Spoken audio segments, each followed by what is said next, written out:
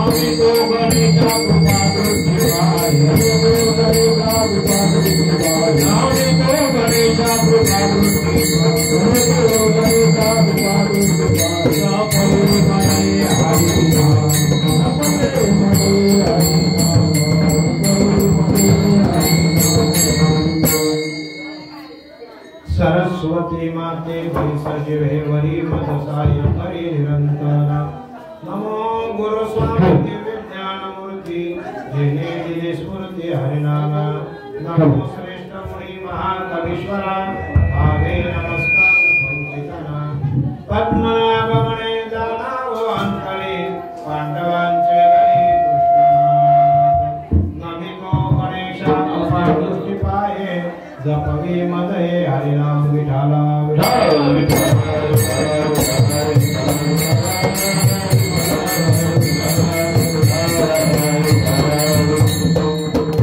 महायोग पीठे सत्य दीवरत्यावरं पुंडरीकाय दान्तुमुनिन्द्रे समागत्य तिष्ठन्तमानन्द पंगं परब्रह्म लिंगं वन्दे पाण्डुरङ्गं पाण्डुरङ्गचारु प्रथमनवार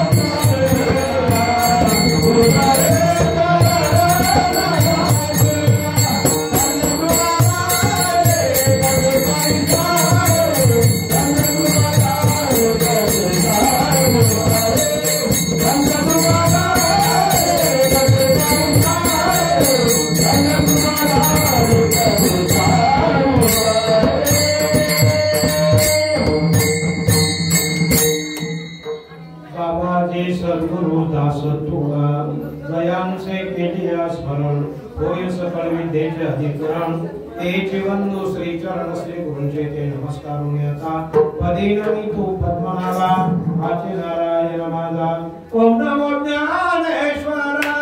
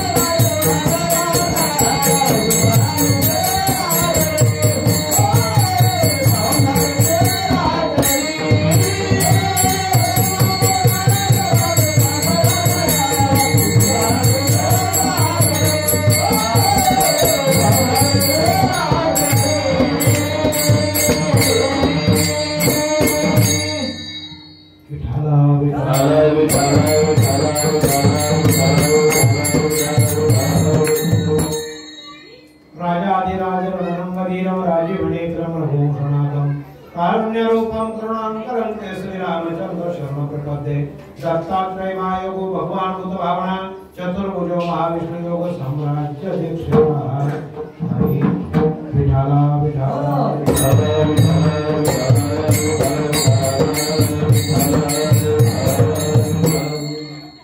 ओम नमो सद्गुरु निर्गुणा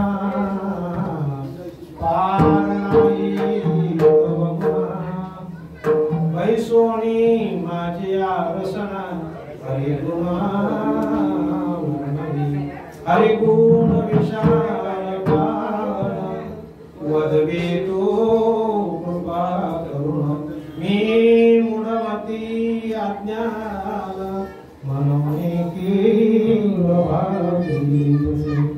तुमचा प्रसाद दाजिया पूर्ण हरिगुण वर्णी नवी जाण एका वंदितसे चरण सद्गुरुचे आदरी विठ्ठला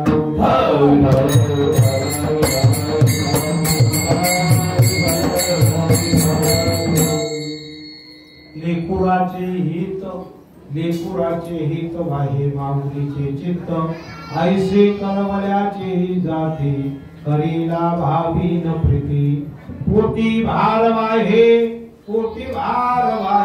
त्याचे सर्वस्व आहे ऐसे कळवल्याचे जाते करीला भावी न प्रीती तुका म्हणे माझे तुम्हा संता हरी ऐसे कळवल्याचे जाते करीला भावी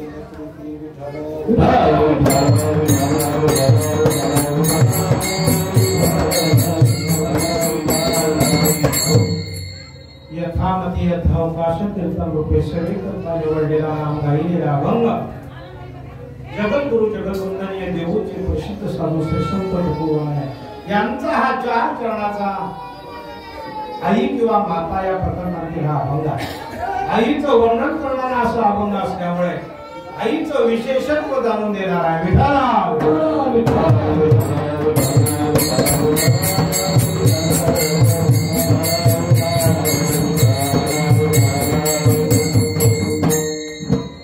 आईचं विशेषत्व ज्या दिवशी कळलं त्या दिवशी आमचे मागाशी देवधन महाराज म्हणाले त्या आई करणे ज्याला आई वडील करणे त्याला देव म्हणतात। जोपर्यंत ही या दैवतांची ओळख होत नाही तोपर्यंत देवही कळणं अवघड आहे।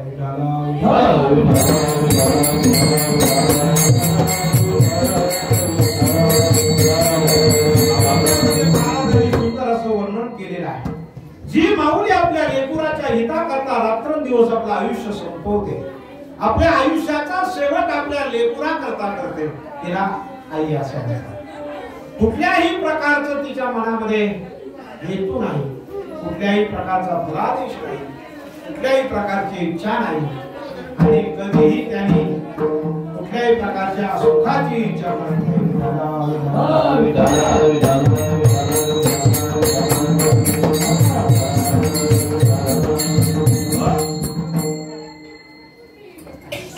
प्रत्येक कुटुंबाला आई आहे कोणाला आई नाही या जगतामध्ये प्रसव पावणारी जर आई आहे आई पासून ह्या तुम्हा सर्वांची उत्पत्ती झाली कोणत्याही जन्मामध्ये जा पण आई शिवाय स्थान नाही आई शिवाय प्रसव नाही। ही क्रिया थोडी प्रत्येकाने लक्षात घ्या का त्याचं कारण आहे सर्वस्वाने ती आपल्या लेकरावर प्रेम करते त्याचं हित जाणते तिला आई असं म्हणतात। आईशी कलवल्याची जात कळवला ना माया ना वास्तव्य ज्याच्या ठिकाणी आहे तिला आई म्हणतात आणि प्रत्येकाला आईशिवाय या जगामध्ये कोणी नाही पशुवादिक योनीमध्ये सुद्धा आईशिवाय जगामध्ये प्रसव नाही। विठाला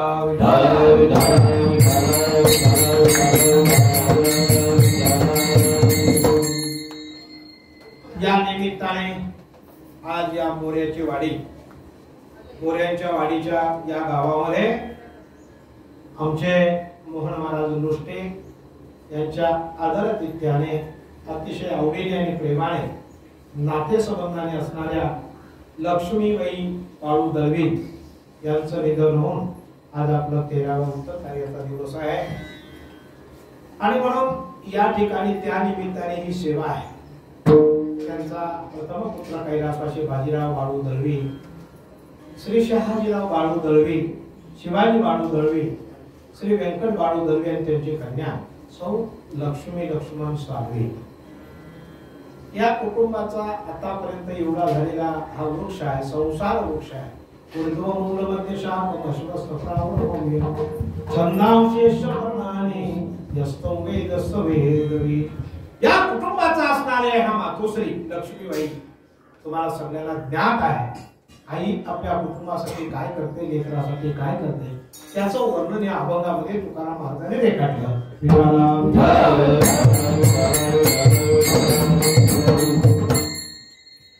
आईला 4 नाव आहे नाही का. आई 4 प्रकाराने आपण मानतो. आई जननी माता. आई जननी माता आला का लक्षात. पुढचं एक आणखी गावठी नाव आहे ते जाऊ दे, आपल्याला काय माहिती आहे सगळ्यांना, कोणी जसं प्रदेशानुसार घेतात. जननी माता ही जिला नावं येतात. शास्त्राने आईचं वर्णन करताना 4 देवामध्ये पहिलं स्थान आईला दिलं. कोणताही विधी आता सुद्धा विधी करायला आतमध्ये सुरुवात केली असेल तेव्हा त्याने सुरुवात केली असेल त्या आईपासून. मातृदेवो भव, बाप नंतर, पितृदेवो भव, आचार्य देवो भव, लक्षात, आणि नंतर पुढचे देव. मातेचं श्रेष्ठत्व एवढं आहे सांगून जातो. एक दशाचार्य म्हणजे ब्राह्मण, उपनयन करणारा, विधी करणारा, शास्त्र सांगणारा, शास्त्र सिद्धांत सांगणारा, याची 10 पटीने सिद्धांत आपण किंवा त्याला मानतो. पण त्याच्याही पलीकडे आपला पिता हा 100 पट श्रेष्ठ आहे. लक्षात घ्या. दशाचार्य दशपटीला, दशाचार्य म्हणजे उपाध्याय 10 पटी, पिताच शतकोत्तर. पिता हा 100 पटीने श्रेष्ठ आहे. त्यांच्यापेक्षा पिता हा 100 पटीने श्रेष्ठ आहे. त्याच्यापुढे चला 1000 पटीने माता श्रेष्ठ आहे. विठाला विठाला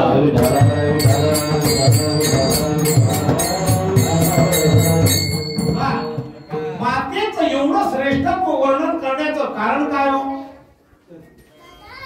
या जगामध्ये आई नावाचं जे यंत्र आहे, ज्याच्यापासून आपला जन्म होतोय, ही माता सर्व सुखाच्या म्हणजे आपल्या कुठल्याही सुखाला ती किंमतच देत नाही. सगळ्यांचं दुःख जे आहे ते स्वतः सहन करते. इतकंच नव्हे तर आपल्या पोटामध्ये बाळ वाढवण्याचं काम, सुरक्षित जागा राखण्याचं काम, अनेक व्रतवैकल्य करून, अनेक प्रकारचे नियम पाळून त्या बाळाला जन्म देणारी ती माता असते.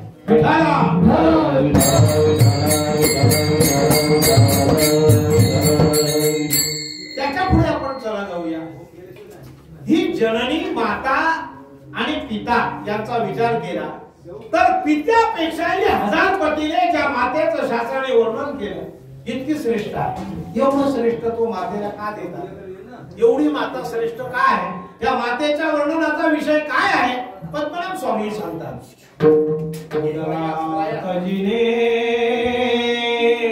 मज साठविले ओसंगी घेऊनी सनपाजे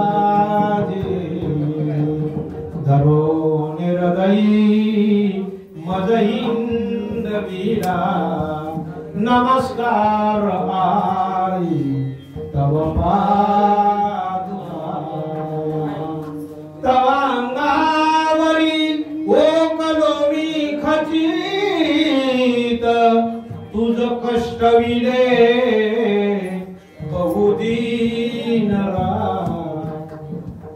परिवीत तुझ मुली नाही आला परिवीत तुझ मुली नाही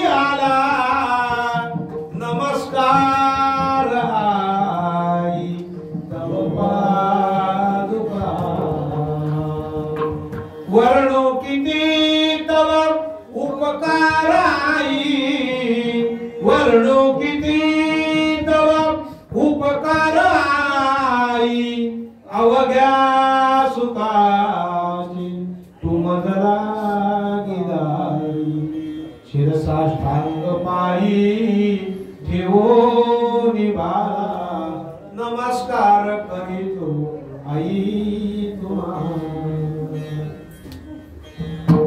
आई नावाचा शब्द हा प्राणांतिक जवळीक आहे आपल्या जवळचा अतिशय जवळचा आईला हाक मारताना तुम्ही आम्ही सर्वजण काय करतो आहो आई असं म्हणतो का नाही आईला एकेरी हाता नावाने हाक मारतो आणि बापाला कधीही एकेरी नावाने हाक मारत नाही अहो बाबा अहो आहो हा शब्द वापरतो आई ग आणि आहो याच्यात बरंच अंतर आहे आलं का लक्षात वेदनेचं अंतर शोषलेल्या वेदनेच्या कळ्या शोषण्याचं काम जी माता करते तिला ग ह्या शब्दाचं म्हणजे गणेशापासून सर्व देवाची अधिष्ठात्री ही माता असते हे लक्षात ठेवा आलं लक्षात बाप हा सर्व सुखाचा दाता आहे पण त्याचं ग अक्षरापासून ह अक्षर 52 मातृकाच्या शेवटच्या व्यंजनामध्ये आहे विठाला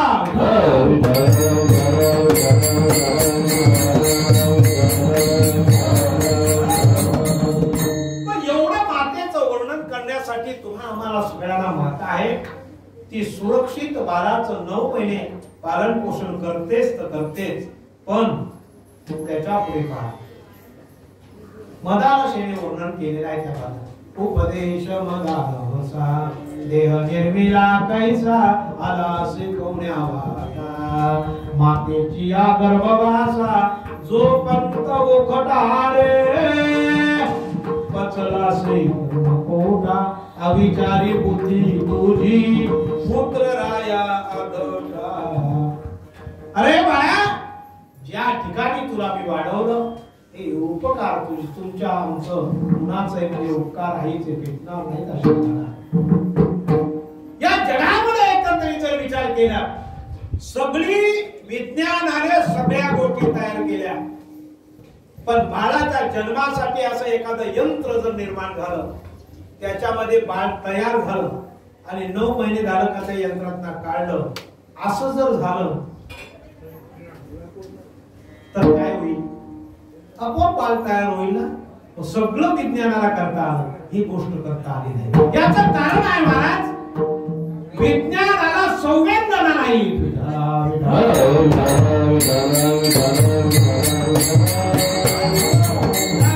आपली लाईट आहे आपल्याला प्रकाश देते आपलं उत्तम कार्य करते अनेक प्रकारची निर्मिती करते पण तिला संवेदना नाही तिच्या पुढे गय नाही मातेची या चित्ती अवघी बालकाची व्याप्ती आई नावाची अशी वस्तू आहे अजून तशा प्रकारचं यंत्र निर्माण झालं नाही की त्या यंत्रांतून बाळ निर्माण होईल आणि म्हणून सगळं शास्त्राने सगळ्या ग्रंथाने सगळ्या वेदाने सगळ्या शास्त्राने बोट केलं ते फक्त मातेकडे केलं इथं कुणाचंही काही प्रकारचे शब्द नाही शब्द शास्त्र अपूर्व करतं ते माते पुढे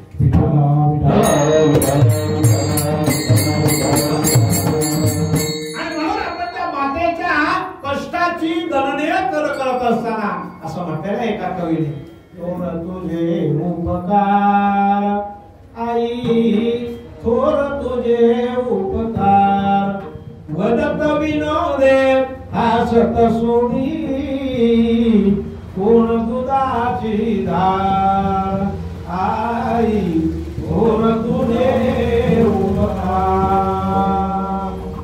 का याच्या पुढे तर अनेकांना माता कळते एका कवीने म्हटलेलं आहे देवतुल्य बाबा माझे देवतुल्य आई पूजा रोज करे तो पाही अन्य देव नाही देवतुल्य बाबा माझे देवतुल्य पण जगामध्ये आज हाच प्रसंग निर्माण झालाय या देवाला शिल्लक ठेवले आणि भलतेच देव धुंडायला लागले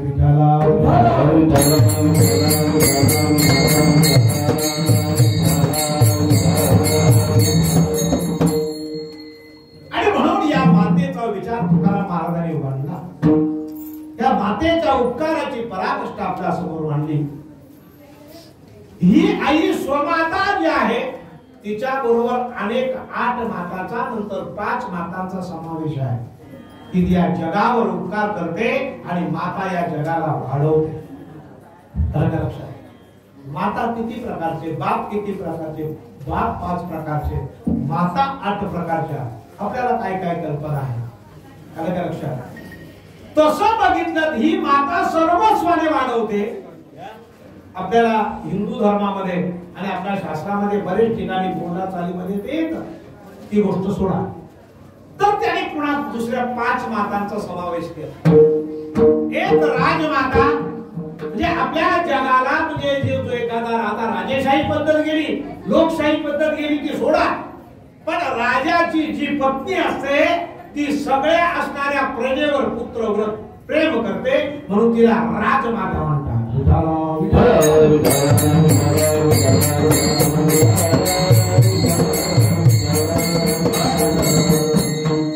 दुसरी आहे गोमाता. गोमाता म्हणजे आपली गाई. गाई गोमातीला का माता मानली तर मातेने जन्म दिल्यानंतर 3 दिवस अगोदर दूध जिचं पाजलं जातं तिला गाई म्हणतात, गोमाता म्हणतात. तिच्या दुधावर आपल्याला जगावं लागतं 3 दिवस. आईला दूध येईपर्यंत सामान्य गोष्ट नाही. आणि शिवाय गोमाता एकच नाही, जेवढ्या जेवढ्या वस्तू देते तेवढ्या आपल्या सगळ्यांच्या उपयोगाच्या आहेत.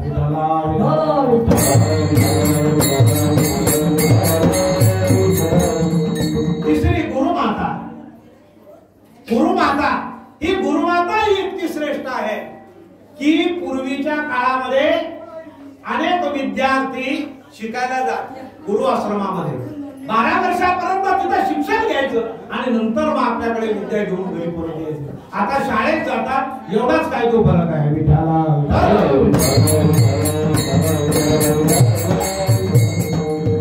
आणि मग अशा अवस्थेमध्ये जेव्हा ते गुरुमाता आपल्या पुत्रव्रत त्या मुलांना सांभाळायची आश्रमामध्ये म्हणून गुरुमाता श्रेष्ठ आहे.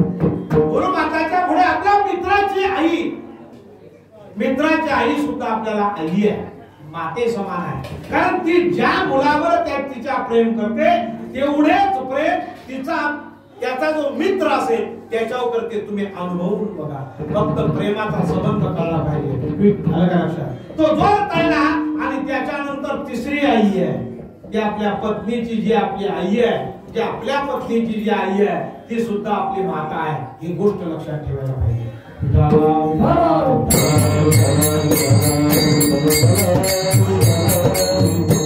ती काय या मातेचा प्रकार सांगते तर यांचे आपल्यावर उपकार आहेत. उपकार सांगा.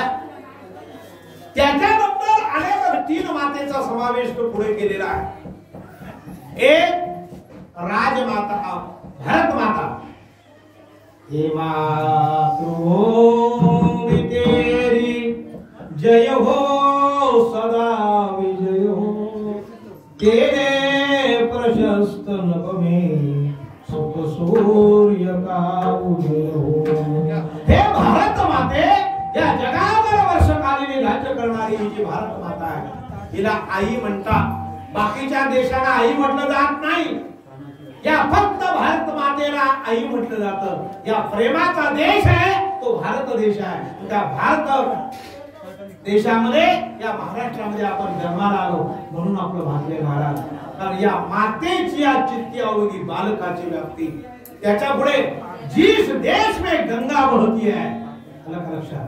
ज्या देशामध्ये गंगा वाहतात ती गंगा माता. कुलम पवित्रम जननी कृतार्था. ज्याच्या कुळामध्ये ज्याचा कुळ पवित्र आहे ते सुद्धा गंगा आहे. त्याच्या पुढे चला ज्या देशामध्ये गंगा आहे, दर्या आहे, डोंगर आहे. आता हे जे आपलं गाव आहे निसर्गरम्य गाव आहे. ही सुंदरता त्या गंगा माता आपल्याला ज्याला म्हटलेला आहे जगात पवित्र आहे. एकदा बिरबलाने प्रश्न केला या जगामध्ये पवित्र गंगाजल कुणाचं कोणतं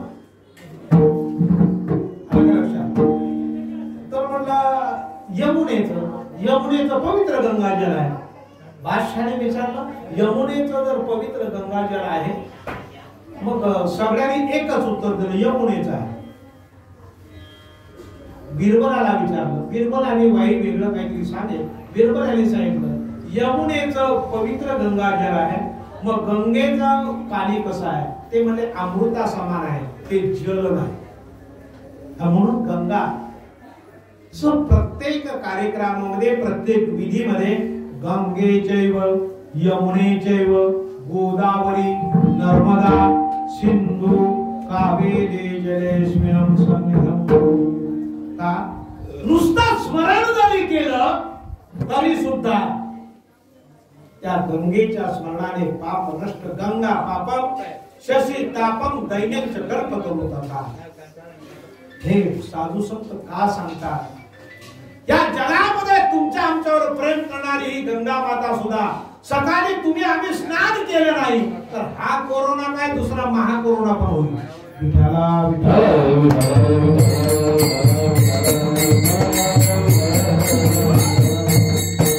आणि म्हणून या जगामध्ये मातेला फार मोठं महत्व आहे. का या जगामध्ये त्यांनी एका अभंगामध्ये वर्णन म्हटलेलं आहे की आपुलिया हिता जो असे जागता धन्य माता पिता. ही माता पिता धन्य आहे, पण कुणामुळे तुम्ही त्यांची जाण ठेवत असाल, त्यांचं चिंतन करीत असाल, त्यांची भक्ती करीत असाल, त्यांची सेवा करीत असाल तर ते कुळ धन्य आहे आणि ते आई वडील धन्य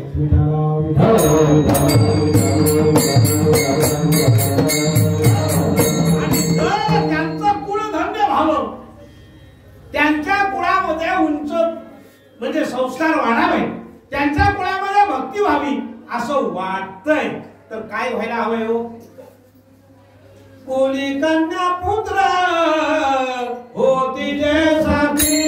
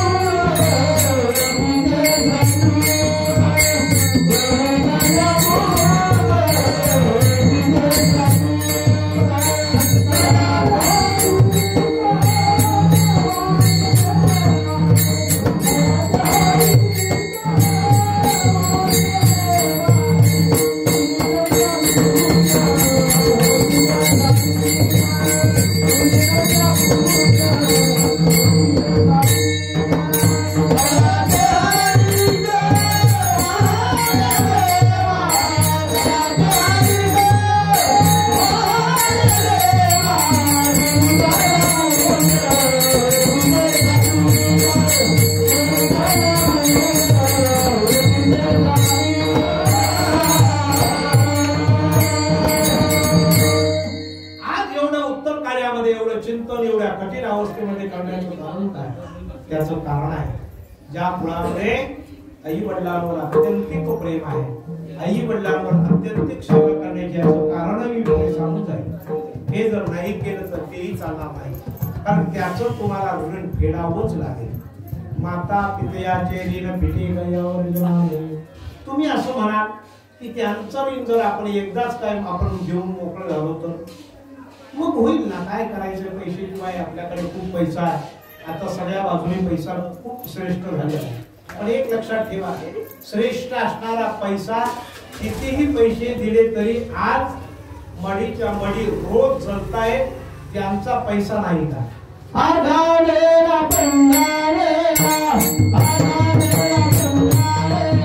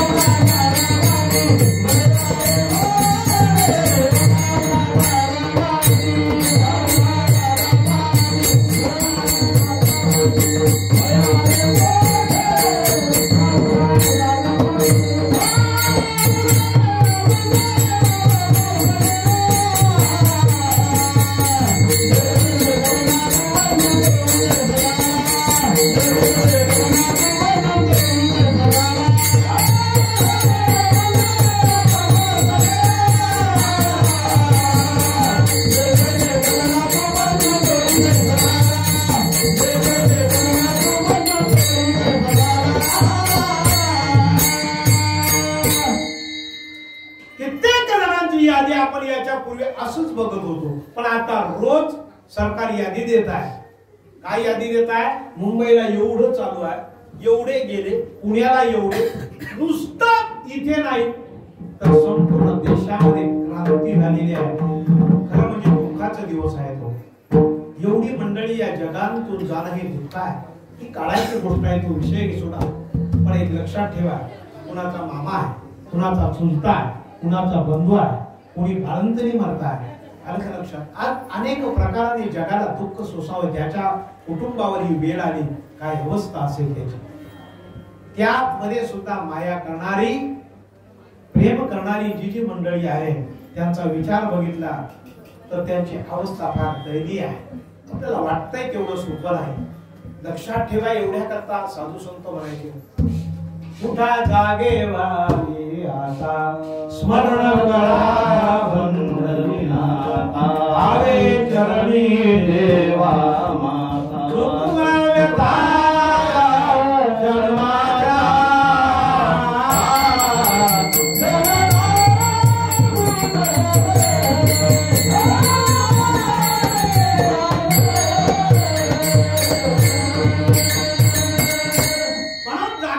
या सगळ्या रोगाचं, या सगळ्या संकटाचं, सगळ्या गोष्टीचं जर निर्माण झालेली भीती आहे, या भीतीपासून संरक्षण आपल्या बाळाचं करणारी जी माता आहे, तिचं श्रेष्ठत्व फक्त आपल्याला पाहायचं आहे. पण लक्षात ठेवा, जीवन ही क्षणभंगुर आहे. त्यांनी म्हटलेलं आहे, परिमल गेली अवघो सपून, आयुष्या शेवटी देह तैसा, घडी घडी काळ वाटे याची पाहे, अजून किती आहे एकता सौरला खटवांगराया, भाग्य तशा त्याशी प्राप्त झाली. म्हणून आपल्या पुत्राचं जे कल्याण चिंतनारी खरी माता जर आपल्या घरात असेल, यदा कदाचित तिचं जर हाल झाले, तिला जर दुःखाने मरावं लागलं तर आपल्या कल्याणाचा कधीही विचार करू नका. तुम्हाला कितीही रुपये खर्च केला तरी यश येणार नाही. ते मातेचा शाप असतो. आणि मग काही ज्योतिषीचार्य म्हणे सांगतात, तुम्ही त्र्यंबकेश्वरला जा, तिथं नारायण विधी करा, नागबली विधी करा, त्रिपिंडी श्राद्ध करा, एवढा आईचा शाप सोडणार नाही.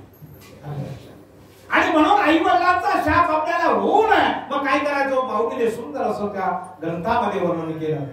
तेत सेवा हा धर्मंता, स्वाधीन करी सुबटा, तनु मनो जीवे भावे, चरणाशी लागावे, आणि अगर्वता करावे.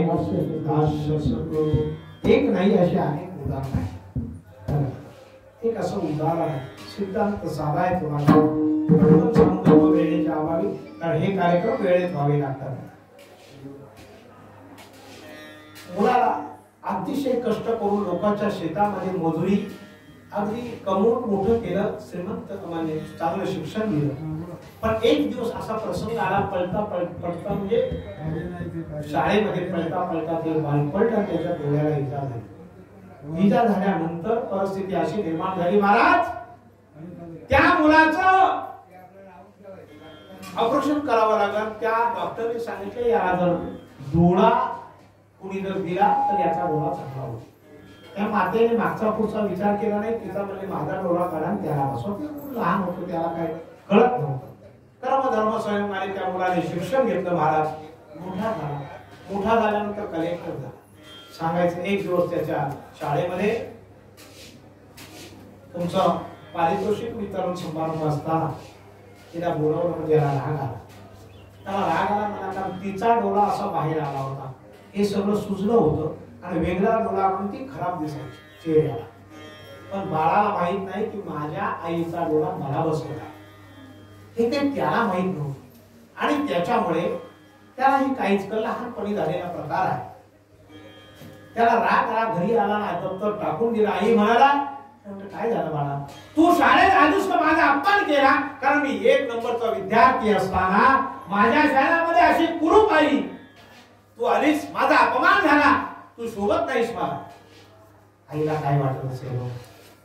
आई म्हणली, मनात म्हणत होती, बाळा मी कुरूप झाली ती तुझ्यामुळे झाली, हे अजून तुला माहित नाही.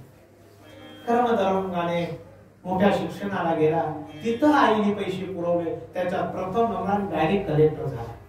कलेक्टर झाल्यानंतर त्याच्या बंगल्यामध्ये सभोवती सेवक आहेत, ऑफिसमध्ये सेवक आहेत. बरेच वर्ष झाली तिकडे नोकरी केली, तिकडेच लग्न झालं आणि तिकडे तो मोठ्या थाटामध्ये राहला. आईला दंड घातलेला समजतंय ना तुम्हाला? ही पूर्वीची भाषा आहे. लुगड्याला दंड घालून, दंड म्हणजे मध्य भागावर असं शिवायचं. दोन लुगडी फाटली तर हे पण फाडायचं, ते पण फाडायचं, चांगली बाजू घ्यायची आणि ते एक लुगडं करायचं आणि ते वापरायचं. अशा अवस्थेमध्ये तिने ती लुगडं वापरायचं, फाटती चोली वापरायची आणि वाट पाहत बसायचं. आज येईल बाळा. लोक सांगायचे, हा अहो तुमचे साहेब आहेत ते मोठे, ते अंक झालं तर ती सगळं ऐकत होती. ते म्हणले कधी येणार आहे काय पत्ता नाही. का नंतराने असा प्रश्न निर्माण झाला. महाराज लग्न त्याने केलं, तिकडेच त्याच्या बंगल्यात राहू लागला. आईला सांगितलं नाही. तरी सुद्धा दोन वर्ष झाली त्याला मुलाची प्राप्ती झाली आणि प्राप्ती झाल्यानंतर आईला वाटू लागलं. तरी सुद्धा ती काय मनाला तिच्या धर धरलेला. इतकं मुलगा तरी आपल्या जवळ वाईट मागतो, आपल्याला जवळ घेऊ पाहत नाही, तरी ते हृदय कुणाचं होतं? आईचं होतं. आणि त्या आईच्या हृदयामुळे ती पुन्हा तिथून निघाली. मजल करीत जिल्ह्याच्या ठिकाणी असणाऱ्या त्या कलेक्टरच्या बंगल्याजवळ पोहोचली आणि त्या गेटवर गेल्याबरोबर त्यांनी वरून बघितलं की म्हातारी म्हणले आली कशाला? माझा अपमान होईल म्हणले. एवढी अशी दिसायला बेडूल आहे, तिचं स्वरूप चांगलं नाही, तिचा डोळा बाहेर आलाय आणि ही जर कलेक्टरची आई आहे असं जर म्हटलं तर माझी सगळी डाऊन होईल ना मार्केट. त्यांनी त्या शिपायाला सांगितलं ही म्हातारी माझी कोणी नाही. ती म्हणते ना तिला उचकवून लावा. म्हातारी तिथून निघून गेली महाराज. आणि निघून गेल्यानंतर प्रश्न निर्माण झाला. तिथे तिला मोह काही सुटत नव्हता. कुणाचा? लेकुराचे जाणे माऊलीचे.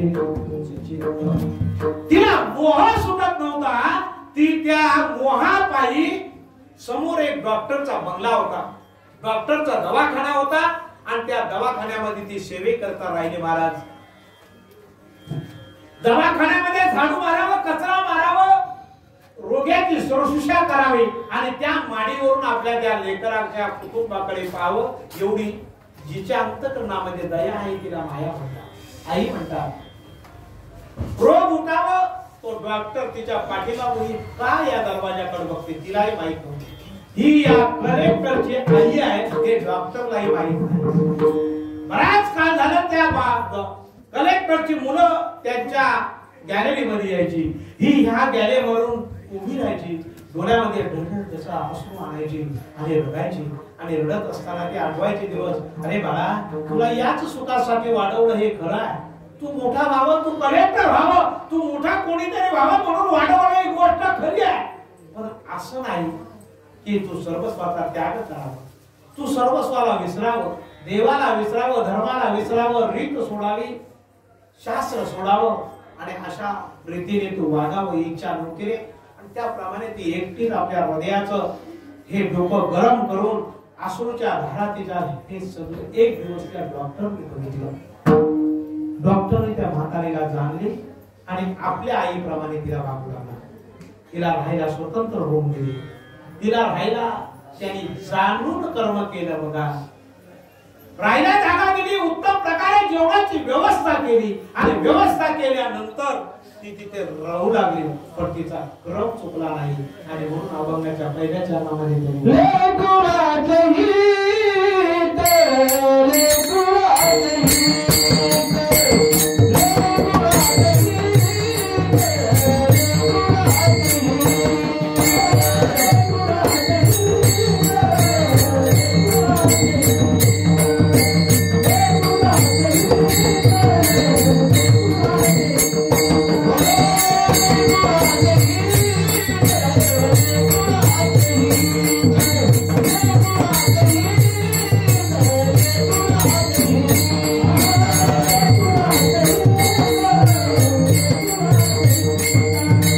Hey!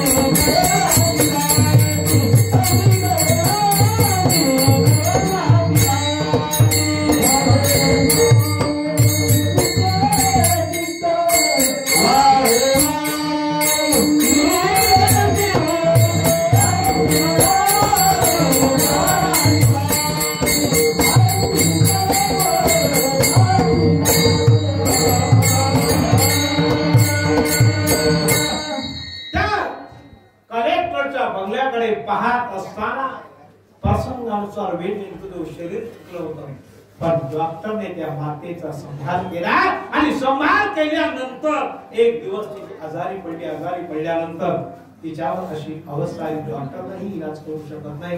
डॉक्टरनी त्या बाईचा म्हणजे त्या म्हातारीचा हातात घेतला आणि त्याच्या जीवाल्याचं हृदयात तो सांगला, जाणे भक्तीचा जीवाला त्या मातेचा हात हातात घेतला, म्हणलं आई तुम्ही आतापर्यंत मला तुम्ही इथं आल्या पगार घेत नाही, काय सांगत नाही, फक्त जेवायला द्या म्हणून सांगितलं, मी तुम्हाला ठेवली, पण मला खरं काय ते सांगितलं नाही. आज मला खरं काय ते सांगायचं पाहिजे, वचन दे, जमणार नाही, मला खरं सांगाच. मग तिने सांगितलं, सगळी कथा सांगितली जीवनाची. मी एक सामान्य स्त्री आहे, म्हणजे मला हा पुत्र होता जो समोर कलेक्टर झालाय, तो त्या कलेक्टरला मी स्वतःच्या लुगड्याला गाठी गाठीने वापरलं, येणाऱ्या पैशामध्ये त्यालाच दिला, कधी उपाशी राहिले आणि त्याला कलेक्टर झाला, तो त्याच्या अंग हुशारीने कलेक्टर झाला, ही गोष्ट मान्य आहे. पण तो मला विसरला. एक दिवस चालताना त्याचा डोळा फुटला, लहानपणी माझा डोळा त्याला दिला आणि म्हणून माझा चेहरा बेडूल दिसतो, तो त्याला आवडत नाही, आणि म्हणून मी समोर आला का अशुभ लक्षणी असं तो मला मानतो, आणि म्हणून ठीक आहे, मला हरकत नाही.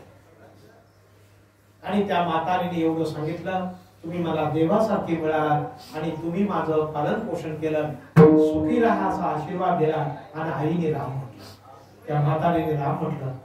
डॉक्टरनी सगळ्या विधी केल्या, शास्त्राप्रमाणे पुत्र होऊन तिचा संपूर्ण विधी केला. महाराज संपूर्ण विधी केल्यानंतर 15 दिवसातच त्या कलेक्टरच्या मुलीचा डोळ्याला काहीतरी मार लागला आणि त्याच डॉक्टरच्या दवाखान्यामध्ये ऍडमिट झाला. बराच सारा प्रयत्न डॉक्टरने केल्यानंतर मात्र डॉक्टरचा निकाल ऐकला. तेव्हा निकाल ऐकल्यानंतर सांगितलं, बाबा कलेक्टर साहेब, या मुलीला डोला द्यावा लागेल. एरवी ह्या मुलीला कुठल्या, तो सुद्धा त्यांच्या रक्तगटाच्या त्यांच्या असणाऱ्या कुटुंबातल्या माणसांचा बसेल, नाही तर अन्य कुणाचा बसणार नाही.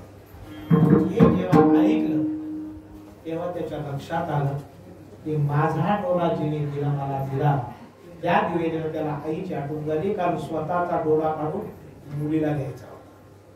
हे जेव्हा त्याच्या मनात आलं तेव्हा त्याला आईची आठवण झाली. त्याला माहित होतं माझी आई या दवाखान्यात आहे, आणि आईला विचारलं, म्हणजे डॉक्टर साहेब तिथे एक म्हातारी होती, ती म्हटलं कुठे आहे, तर म्हटलं म्हातारी मरून 2 महिने होऊन गेली. तिचं उत्तर विधी सगळं मी केलं. का म्हणले, आता मात्र जीभ जाड झाली. त्या कलेक्टरची सांगता येईना, काय सांगावं, कसं सांगायचं. ती माझी आई होती, कारण यांची काय होतं, त्यांची पदवी आड होती, आणि त्याच्यामुळे त्या कर्मधर्म संयोगाने शेवटी अनावर झाला.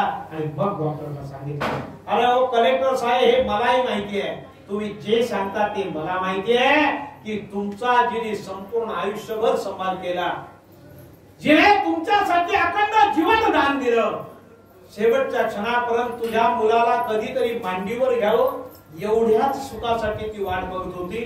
तुला तुझं काही नको होतं, पैसा नको होता, काही नको होतं, काही एकच फक्त, म्हणून तुझ्या त्या माडीवर खेळणाऱ्या मुलांकडे बघून ती रडत होती. एवढा जिच्यामध्ये कळवळ आहे तिला आई असं म्हणतात. आणि म्हणून तुकाराम महाराजांनी प्रत्यक्ष संतांनी अभंगाच्या 2ऱ्या चरणामध्ये वर्णन केलं.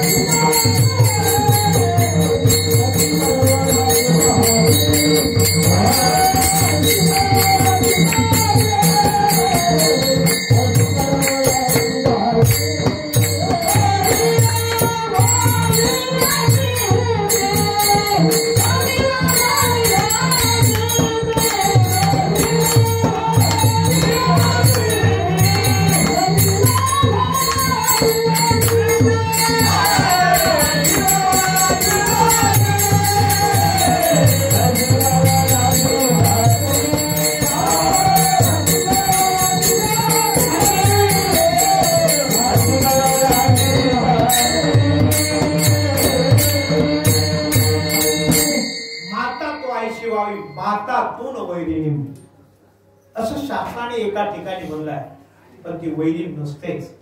आला का लक्षात? त्याचं कारण आहे का? राजा शिवाजी जन्माला आला एका मातेमुळे, मैनावतीने कृतार्थ केला एका मातेमुळेच.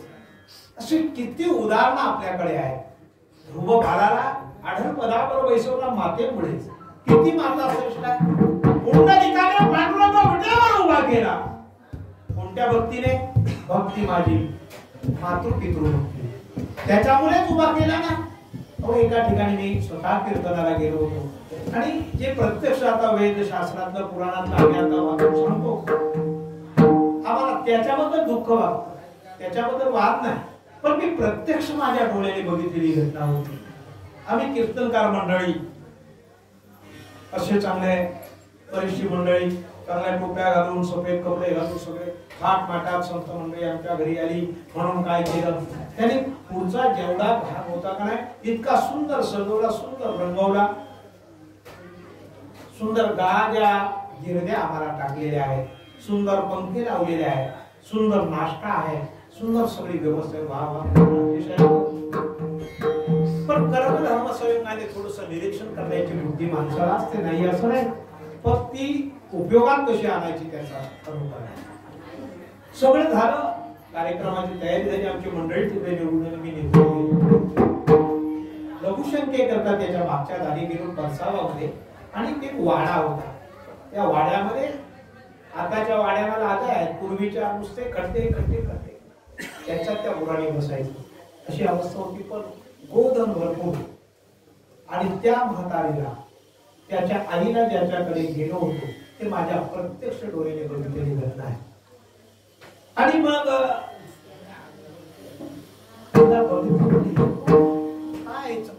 बघतो ते एक म्हातारी आहे, तिच्या अंगावरचं वस्त्र बघून मला एवढी किळस आली. पुढे राजाचा थाट आणि पाठीमागे मातेची अवस्था बघितली, बापरे, अंगावर शाणे नाही, रक्ताचं पाणी झालं. एवढंच वस्त्र फक्त त्या स्त्रीला, मातेला, शरीराने धडधाकट आहे, सुंदर आहे, गोरी कोणती आहे, अंगावर प्राण उरलेला नाही, अंगामध्ये चोळी नाही.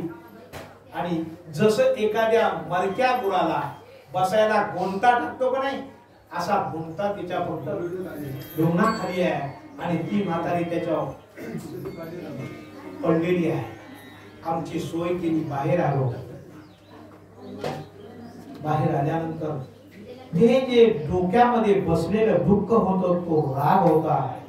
अरे ज्याच्या घरी आपण एवढा नाश्ता केला, श्रीमंत उत्तम चांगली हसनावर बसलो, आम्हाला सुंदर हवागी मिळाली, आम्हाला सुंदर केलं, काय कामाचं आहे, आग लावा त्या सगळ्या सुखाला, की खरा देव तुम्ही दुःखामध्ये दरीमध्ये सुखा लागी करीची तळमळ.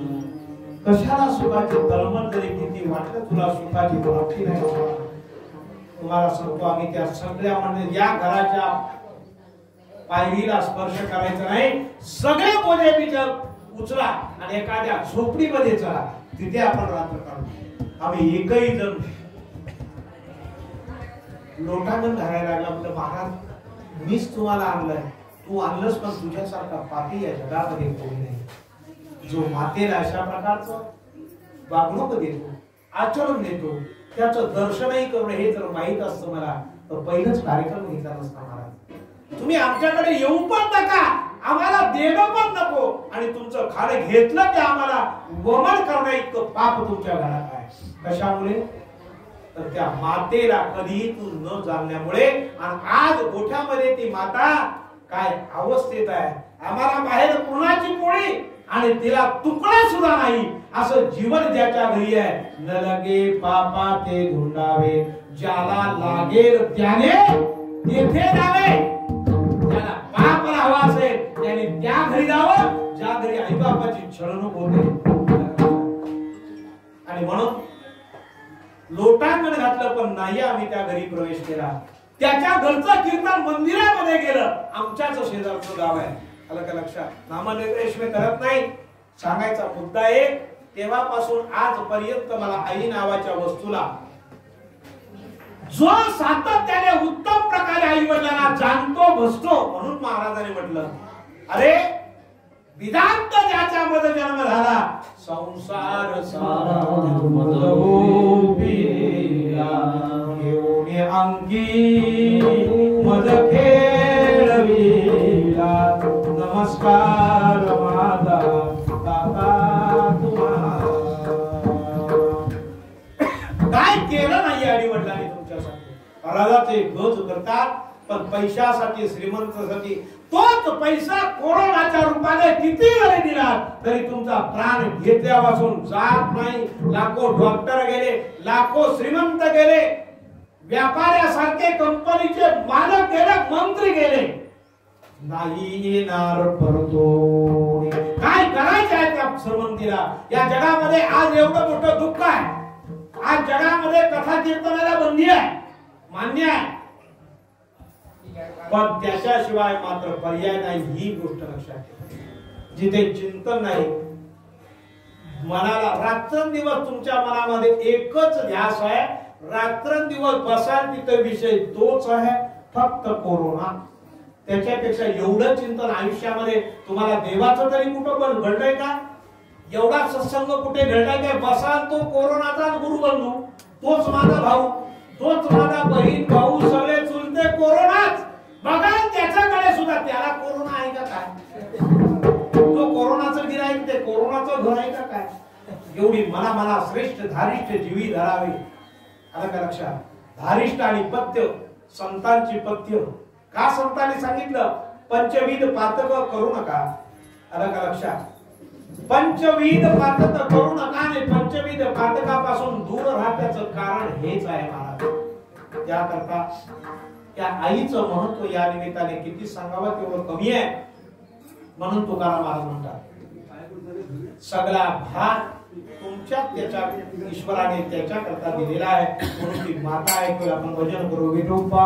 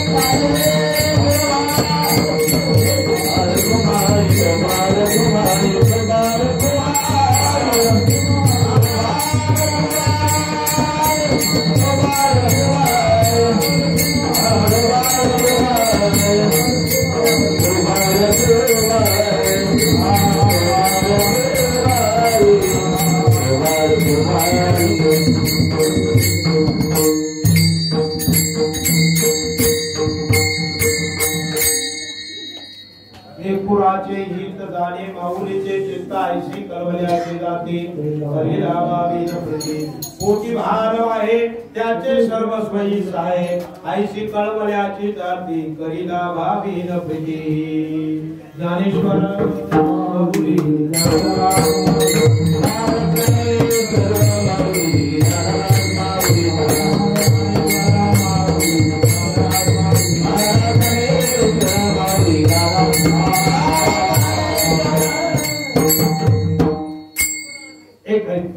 लक्षात ठेवा की या जगामध्ये या दैवतांचं ऋण फेडावं असं वाटण्याचं कारण काय, त्याचा एक खुलासा करतो मी सेवेला समर्पण. ऐका, माता पितयाचे ऋण फिटे गया वर्जनाने, आई वडिलांचं ऋण फिटायच्या काही शास्त्राने संधी दिलेल्या आहे. शास्त्र असं सांगतात की जो आई आणि वडील या नात्याच्या संबंधामध्ये आला त्याने ऋण फेडण्याकरता गया वर्जन करावं, म्हणजे गयेला जाऊन पिंडदान करावं. हा एक भाग झाला. तुका म्हणे करा पिंडदान जाय उद्धर होली मुलं पिता, निदान तेवढं तर करा. नाही तुम्हाला नाही ना गयेला जाताय, मग त्याच्यापेक्षा असं करा, काय करा तर म्हणले भागवतामध्ये त्याचं वर्णन आलं की 99 श्राद्ध तरी करा, 99 श्राद्ध आई वडिलांची करावी. आता अशी परिस्थिती निर्माण झाली, एकदा का कार्य उरकलं का त्या घरामध्ये संध्याकाळी सगळी मंडळी बसतात, भाऊ लगेच काय चिरीमिरी असतात ते लगेच म्हणतात आमचं आम्हाला वाटून द्या, म्हणजे आम्ही आपलं स्वैराचाराने एकमेक जगायला मोकळे. परिस्थिती निर्माण झालेली आहे. कसं तरी उत्तर कार्य फक्त उरकतात, पुढे काही विधी केला नाही. हे सुद्धा त्या कुटुंबाला, प्रत्येकाच्या कुटुंबाला धोकादायक आहे. प्रत्येकाला त्याचं प्रायश्चित्त भोगावं लागतं.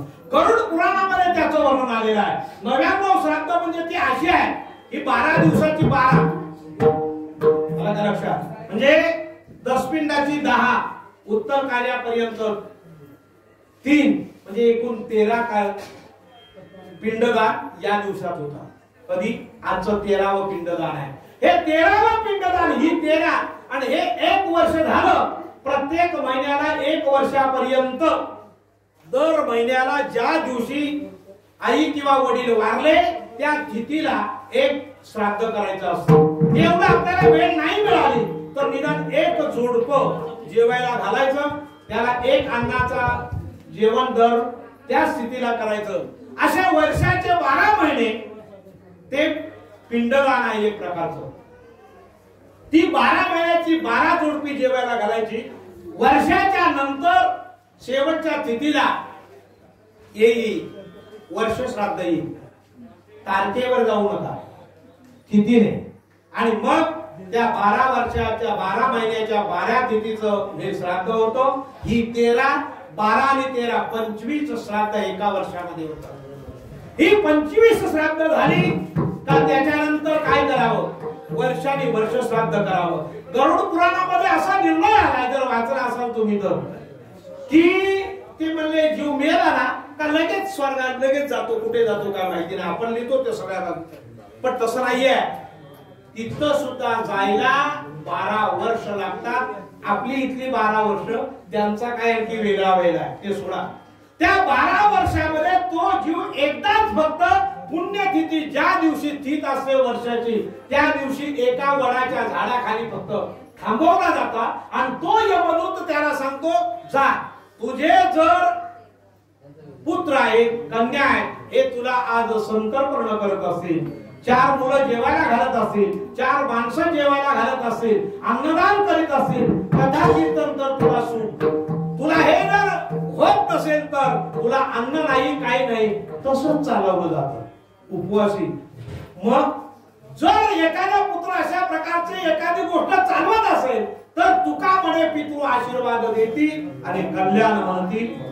त्याला कुठल्याही प्रकारचा नाशिक त्र्यंबकेश्वरला विधी करण्याची गरज नाही, त्याला नाग नारायण बली करण्याची गरज नाही, त्याच्या घरामध्ये मुला मुलींचे विवाह योग्य जमतील, त्याच्या घरामध्ये कुठल्याही प्रकारच्या सुखाला कमतरता येत नाही वगैरे वगैरे. ते आता मी सांगत नाही. त्याच्या पुढे त्याला हे सगळं नाही करता येत ना, मग तुकाराम महाराजांनी शेवटचा पर्याय सांगितला. काय सांगितला, तुका म्हणे गाभू तयावरी भार वाहू हा संसार देवापायी. आणि म्हणून एवढ्या करता त्यांनी सांगितलं नाही ना, महादेहच विठ्ठलाला देऊन का. हा देह एकदा का विठ्ठलाला दिला का तुमचं कार्य संपलं. म्हणजे या देहावर तुळशी पत्र ठेवणे म्हणजेच सद्गुरूला शरण जाणे. जो सद्गुरूला शरण गेला त्यांनी एखादं कर्म नाही केलं ना तरी त्याला, कारण त्याने तुका मने देह भरिला काम क्रोधे केले गर्विते, अशा प्रकारचा विधी आहे महाराज. आणि म्हणून या उत्तर कार्याच्या निमित्ताने या लक्ष्मीबाईंच्या कुटुंबामध्ये ही 4 पुत्र आणि 1 कन्या आहे. उत्तम प्रकारचा संसार वृक्ष त्यांच्याकडून फुललेला आहे. त्या कुटुंबाचे सगळे नातेवाईक सगळ्या जगामध्ये आहेत. उत्तम प्रकारचं जीवन जगण्याची कला ज्या मातेने दिली त्या मातेचे उपकार कमी नाही. आणि म्हणून त्या लेकुराचे हित जाणे माऊलीचे, आईची कळवल्याची जाती घरी लावा. आता तुका म्हणे माझे तुम्हा संतावरी ओझे, जे खऱ्या अर्थाचं ज्ञान आहे ते मला सद्गुरूच्या रूपाने प्राप्त हो आणि माझ्या आईचा उद्धार हो, ही ज्याची भावना आहे आलं का लक्षात, त्याला दुःखाची प्राप्ती होऊ नये असं शास्त्र सांगतं. आलं का लक्षात. आणि म्हणून या मातेच्या आत्मशांती करता हे अन्नदान, हे कर्म, हे नामचिंतन या सगळ्याचा आपण या ठिकाणी सहयोग केलेला आहे. आणि म्हणून शेवटची चालू होईल पुष्पांजली. फुलं वाटून घ्या, पुष्पांजली होईल. तुका म्हणे माझे